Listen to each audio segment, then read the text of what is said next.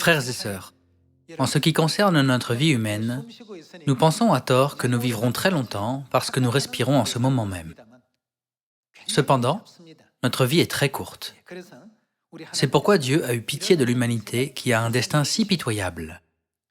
Il est revenu sur cette terre en chair et a dit : « Ne vous contentez pas des moments éphémères. Venez vers le monde éternel qui existe sûrement. » N'a-t-il pas proclamé la vérité pour cette raison ? Nous voyons les paroles de Dieu écrites dans Ézéchiel, chapitre 34, verset 4.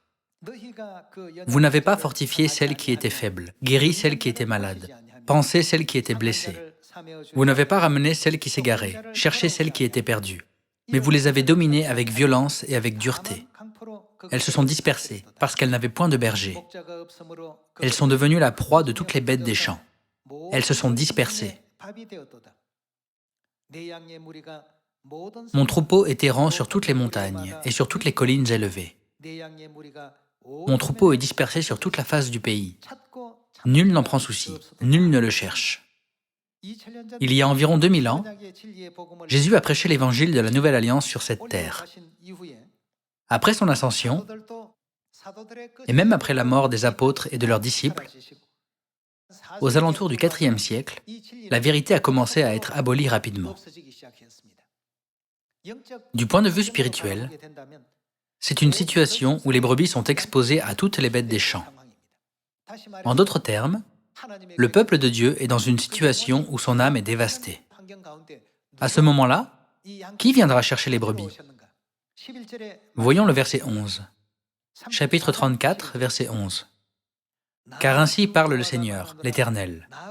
Voici, que fera Dieu ? J'aurai soin moi-même de mes brebis, et j'en ferai la revue.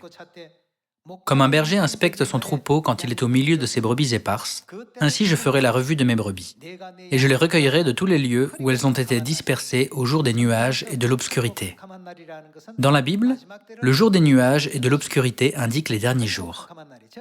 Je les recueillerai de tous les lieux au jour des nuages et de l'obscurité, c'est-à-dire dans les derniers jours.